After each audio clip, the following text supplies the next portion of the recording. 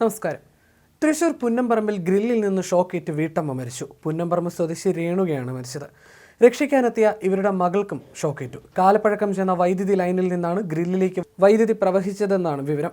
ഇതോടെ 2 ദിവസത്തിനിടെ കാലവർഷക്കെടുതിയിൽ മരിച്ചവരുടെ എണ്ണം 11 അതേസമയം സംസ്ഥാനത്ത് വിവിധയിടങ്ങളിൽ മഴക്കെടുതി രൂക്ഷമാവുകയാണ്.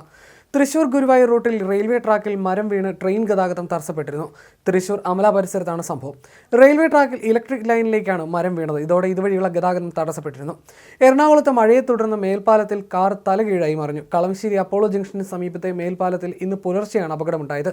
അപകടത്തിൽ വാഹനം ഓടിച്ചിരുന്ന കോട്ടയം സ്വദേശിക്ക് പരിക്കേറ്റു. മുന്നിലുണ്ടായിരുന്ന വാഹനം പെട്ടെന്ന് ബ്രേക്ക് ചെയ്തതോടെ പിന്നാലെ വന്ന കാറിന് നിയന്ത്രണം നഷ്ടമാവുകയായിരുന്നു. തുടർന്ന് പാലത്തിന്റെ സൈഡിലിടിച്ച് മറിയുകയായിരുന്നു. മൂവാറ്റുപുഴയിൽ ഒഴുക്കിൽപ്പെട്ട ഒരാളെ കാണാതായി.